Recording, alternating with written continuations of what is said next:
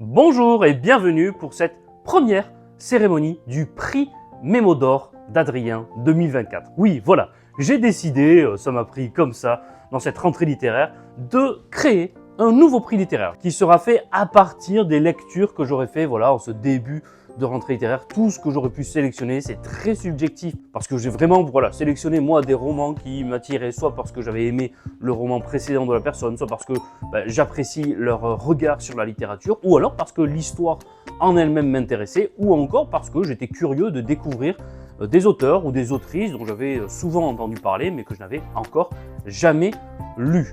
Donc j'ai lu à peu près un peu plus d'une dizaine de romans dans cette rentrée littéraire. Je vais vous dire ce que j'ai lu, et puis ensuite il y en a un ou deux que je vais écarter parce que je n'avais pas du tout aimé leur livre, donc ça donnera les nommés de ce prix Mémo d'Or d'Adrien. Alors, vous le savez, parce qu'en fait, c'est des livres que j'ai lus et que j'ai critiqués sur cette chaîne YouTube, donc il n'y aura pas beaucoup de surprises pour ceux qui ont suivi toutes mes critiques de cette rentrée 2024, ce qui fait que je vais quand même passer ensuite assez rapidement lorsque j'aborderai les livres, parce que si vous voulez des critiques plus poussées, vous avez les vidéos en elles-mêmes dans lesquelles je parle des livres de manière plus détaillée. Donc, j'ai lu Le Barman du Ritz de Philippe Collin chez Albert Michel, j'ai lu Wonderland de Pauline Clavière chez Albert Michel également, j'ai lu Tombé du ciel de Alice Develay chez l'Iconoclaste, Ouri de Kamel Daoud aux éditions Gallimard, Le Club des enfants perdus de Rebecca Liguieri chez Paul, La vie meilleure de Étienne Kern chez Gallimard, L'impossible retour d'Amélie Nothomb chez Albert Michel, L'idole de Vincent Delarue chez l'Archipel, Hôtel Roma de Pierre Adrien chez Gallimard, Jour de ressac de Maëlys de Kerangal chez Vertical, et enfin Dors ton sommeil de Brut de Carole Martinez chez Gallimard. Ça fait 11, 1, 2, 3, 4, 5, 6, 7, 8, 9, 10, 11, voilà, je suis encore pas complètement mauvais en mathématiques. Donc je vais en éliminer un. C'est, vous vous en doutez, Le Barman du Ritz de Philippe Collin chez Albert Michel. Voilà, j'avais vraiment pas aimé. Pour moi, c'était pas un roman. C'était plus entre le récit historique, un récit d'une narration historique avec un peu romancé à l'intérieur. Mais vraiment, pour moi, l'auteur n'avait pas réussi à atteindre le but qui s'était fixé, c'est-à-dire écrire un véritable roman. Je vous renvoie à la vidéo que j'ai faite sur ce livre, donc sur Le Barman du Ritz de Philippe Collin. J'avais pas passé un mauvais moment, mais pour moi, c'était pas un roman, j'avais pas apprécié du tout, et c'était complètement dispensable. Et vous voyez, j'ai presque déjà oublié ce livre, qui ne fait pas partie de cette sélection du prix Mémo d'Or d'Adrien. Je l'élimine d'emblée, il en reste 10. À partir de ces 10, je vais faire de nouveau une sélection où je vais en enlever 2, 3 sur lesquels j'ai un avis complètement mitigé, qui sont des romans, donc ils font partie de cette sélection, mais sur lesquels j'ai un avis mitigé et que je vais éliminer d'emblée, et on va laisser ensuite les quelques-uns sur lesquels j'ai eu un véritable doute avant d'arriver à une sélection de 4 romans qui seront les grands finalistes du prix Mémo d'Or d'Adrien. Donc ceux que j'élimine, ayant été un peu mitigé par ceux-ci, c'est d'abord Jour de ressac de Maëlys de Kerangal. Voilà. Jour de ressac de Maëlys de Kerangal. Je ne suis jamais vraiment rentré dedans, cette sorte de déambulation dans la ville du Havre. Je m'attendais à un polar lorsque ça démarrait et je m'étais dit dans la tête, tiens, c'est vrai que j'ai envie de lire un polar là, et ça me semblait pas mal. J'aimais bien cette histoire d'une femme qui n'est jamais retournée au Havre depuis sa jeunesse et qu'on appelle en disant votre numéro de téléphone a été retrouvé près d'un cadavre au Havre. Surprise, et donc elle y va, et après, en fait, ce n'est un peu que déambulation dans la ville du Havre, commémoration, souvenir, et non, je suis vraiment jamais rentré dedans. Donc je vous renvoie là à ma vidéo que j'ai faite. Je vous mettrai peut-être tous les liens des vidéos dans la description de celle-ci, mais je l'écarte et ça ne fera pas partie des finalistes. J'écarte également, vous vous en doutez, Le Club des enfants perdus de Rebecca Liguieri chez Paul.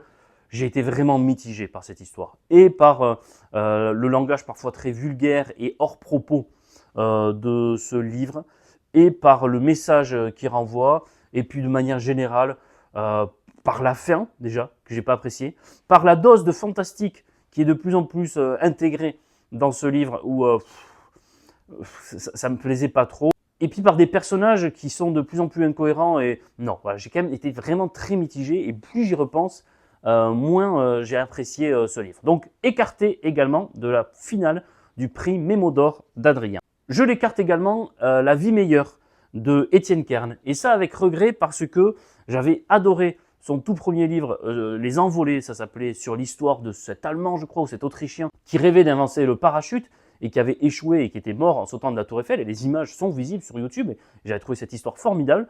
Là, il a fait la même chose sur Coué, vous savez, de la méthode Coué, en essayant de raconter sa vie, de ce pharmacien qui a inventé une méthode très positive en s'auto-persuadant que tout va aller bien. Et en fait, ce roman m'a un peu moins plu que son précédent.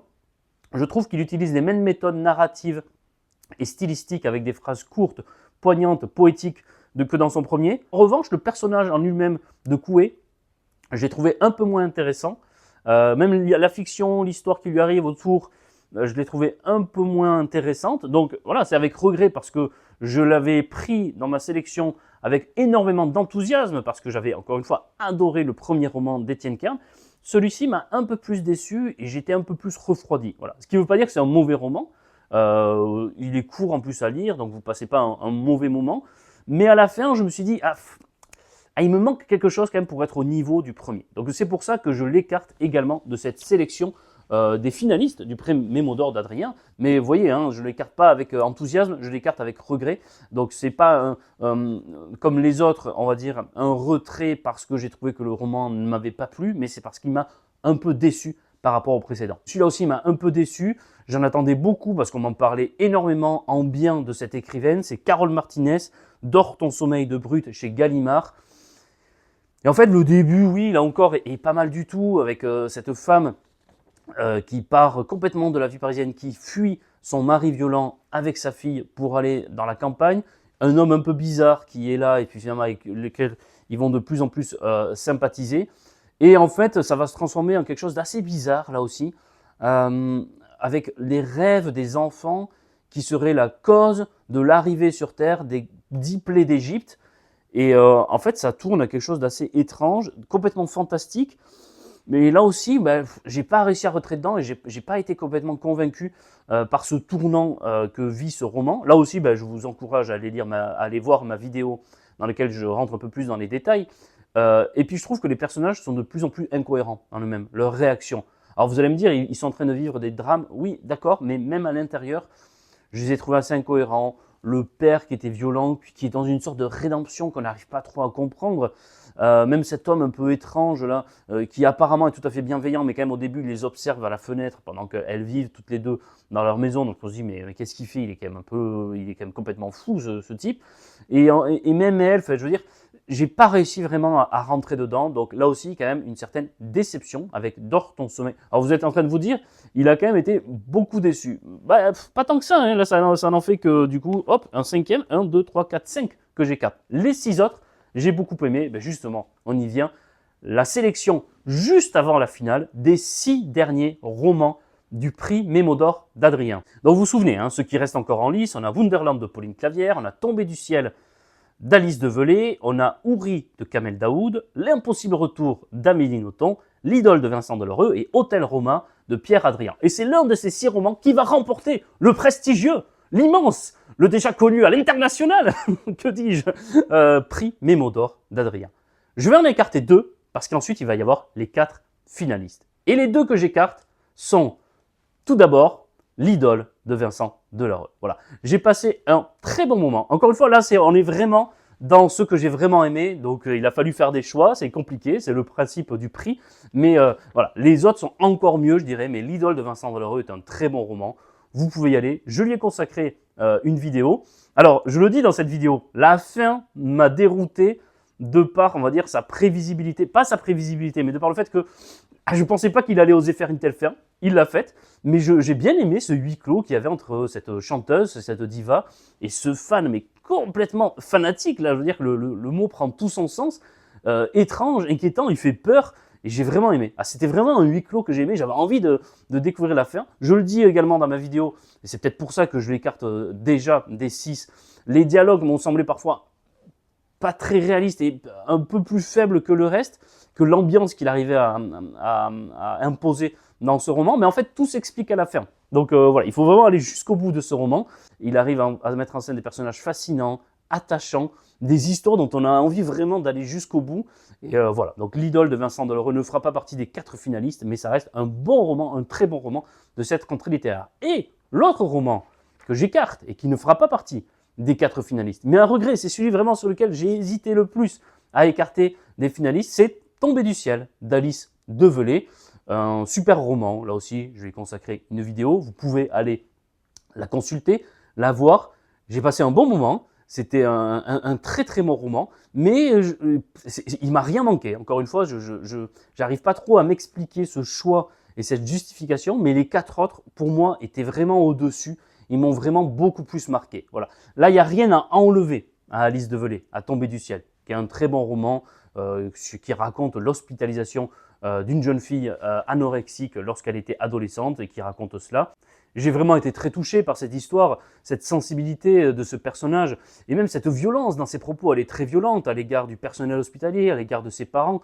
Elle a une haine en elle et on sent que sa plume justement déchire tout ce voile peut-être qui s'était appliqué sur elle, qu'il avait enveloppé. Elle a envie de tout déchirer et ça se voit dans ce roman. Donc voilà, c'est très attachant. Mais voilà, encore une fois, les 4 finalistes que j'ai retenus pour ce prix Mémo d'or d'Adrien, pour moi, étaient encore au-dessus. Ils m'ont beaucoup plus marqué. En tout cas, c'est vraiment 4 romans. À la fin, je me suis dit, waouh, là, je viens de lire quelque chose que je n'oublierai pas, que j'ai vraiment aimé. On arrive donc aux 4 finalistes du prix Mémo d'or d'Adrien, qui sont, donc, vous l'avez compris, Amélie Nothomb avec L'Impossible Retour, Wunderland avec Pauline Clavière, Hôtel Roma avec Pierre Adrien et Kamel Daoud qui a écrit donc Houri chez Gallimard aussi. Donc on a 4 finalistes, 2 hommes, 2 femmes, 4 romans complètement différents et je vais vous dire maintenant qui a remporté ce prix Mémo d'or d'Adrien. Et parmi ces 4, on va dire qu'il y en a un qui se détache particulièrement, un qui m'a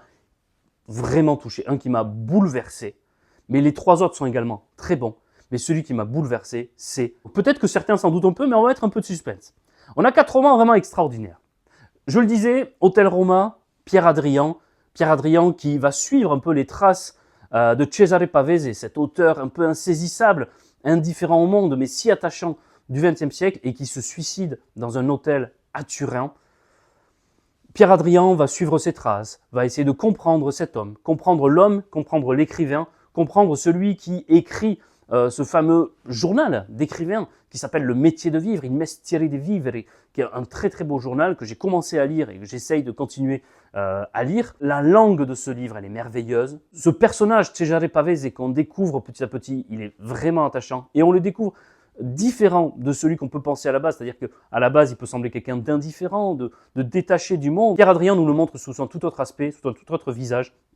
On a cette fascination à la fois pour Cesare Pavese, mais également pour cette Italie d'après-guerre qui semble fasciner l'auteur Pierre Adrien. Il se met en scène également dans ce roman. Donc c'est à la fois la quête vers Cesare Pavese, mais la quête de Pierre Adrien en elle-même. C'est un excellent roman. On a également dans cette finale Kamel Daoud, Houri, ce personnage, Hob, qui parle à la jeune fille qu'elle attend. Elle est enceinte, mais elle ne peut plus parler parce qu'elle a une cicatrice qu'elle appelle son sourire, qu'elle tient de la guerre civile algérienne, de la fin de la guerre civile algérienne. Une guerre, nous dit Kamel Daoud, dont il est impossible de parler. Elle est taboue en Algérie, alors que tout le temps est glorifiée la guerre d'indépendance face à la France des années 50 et du début des années 60.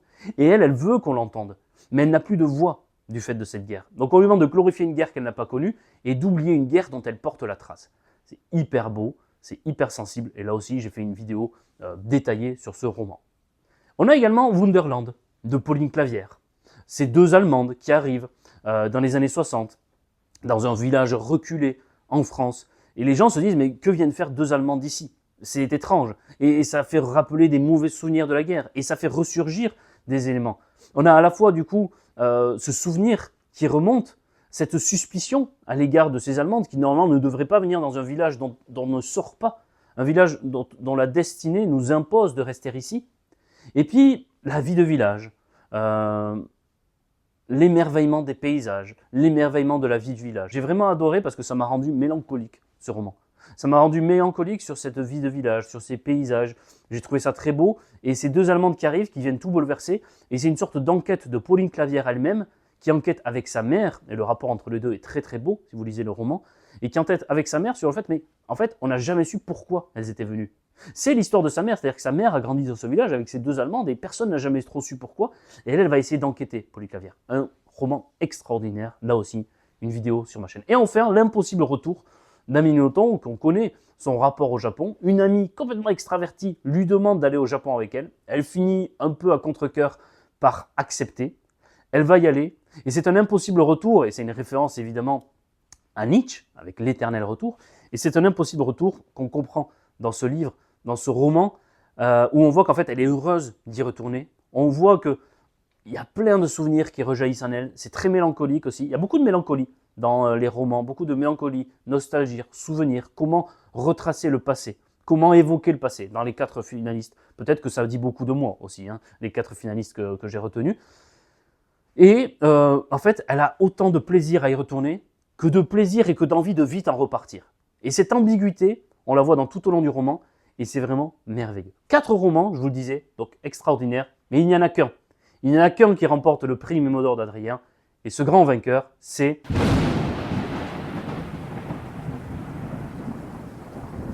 Et c'est Kamel Daoud. Voilà. C'est Kamel Daoud avec Houri qui est pour moi voilà, le roman de cette rentrée littéraire.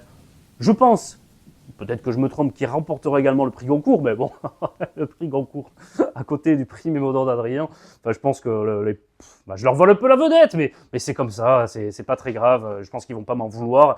Et puis sur les étiquettes, j'accepte évidemment de superposer prix Goncourt et prix Mémo d'Or d'Adrien. On va bien trouver un peu de place pour le mot Goncourt, c'est pas très long, alors que Mémo d'Or d'Adrien, c'est vrai que ça prend un peu plus de place. On n'a pas pensé à ça sur les étiquettes, mais en même temps, ça va faire un truc un peu sympa. Mémo d'Or avec un peu d'or d'Adrien. Ça va faire chouette. Bon, Goncourt, on peut écrire en petit à côté. C'est pas gênant. Je veux dire, on est partageurs ici chez Mémoires d'Adrien. Voilà. Donc, Kamel Daoud, Houri, un roman extraordinaire, sensible, qui m'a vraiment bouleversé. Je vais vous dire avec lequel j'ai hésité. Et avec beaucoup de surprises, j'ai hésité avec l'impossible retour de Amélie Nothomb. S'il y avait eu une hésitation à avoir, c'est avec l'impossible retour. Parce que vraiment, ce roman m'a énormément marqué, m'a beaucoup parlé. Et je le dis parfois que tous les Amélie Nothomb ne m'ont pas plu, sans dire que je n'aime pas ou sans la critiquer violemment comme font certains, mais je pense que il y a beaucoup de haine, peut-être de jalousie dans cette critique d'Amélie Nothomb, je ne sais pas. Mais ce roman-là, moi, il m'a bouleversé. Dans ce que ça dit du sentiment de mélancolie, de nostalgie, de retour, d'impossible retour. Elle est vraiment bouleversante et très attachante, Amélie Nothomb, dans ce roman. Son rapport au Japon et son rapport à cette terre qu'elle a connue, qui a marqué son enfance et qui le rappelle aussi des souvenirs de sa famille, je l'ai trouvé bouleversant. Mais, voilà, Houri, pour moi, était très au-dessus. C'est vraiment, j'ai presque eu aucune hésitation. C'est le roman pour moi de cette rentrée littéraire. Les 3 autres finalistes sont également excellents. Voilà. Si vous devez avoir des conseils de lecture des 4 finalistes, allez-y. Les 6 que j'ai retenus, bon, les 5 autres m'ont quand même un peu plus déçu. Donc si vous devez avoir, on va dire, une sorte de sélectivité dans les romans que vous voudriez lire, je vous encourage à aller vers les 6 ou encore plus de sélectivité vers les 4. Voilà pour cette première cérémonie, pour cette première attribution du prix Mémo d'Or d'Adrien. J'espère que ça vous a plu. Dites-le moi en commentaire si vous avez aimé. On reviendra l'année prochaine si ça vous a plu. Moi, j'ai adoré faire ça. Bon, c'est le principal. Hein. Le tout, c'est vraiment de parler de la littérature avec enthousiasme, avec passion, avec audace et toujours avec cet esprit de curiosité et de bienveillance. Je n'essaierai jamais d'être méchant ou excessivement sévère avec un romancier parce que les romanciers, ceux qui écrivent même des essais, ils mettent beaucoup du leur dans leurs livres et donc je n'irai jamais jusqu'à dire qu'un roman est mauvais. Jamais je me le permettrai. En revanche, il y a forcément, et c'est comme ça, c'est la nature humaine qui le veut, il y a forcément des romans qui nous touchent plus que d'autres. C'était le cas cette année avec Kamel Daoud, Houri, donc aux éditions Gallimard. Je vous souhaite une excellente journée, prenez soin de vous, lisez des livres et à très bientôt pour de nouvelles aventures des Mémoires d'Adrien. Au revoir.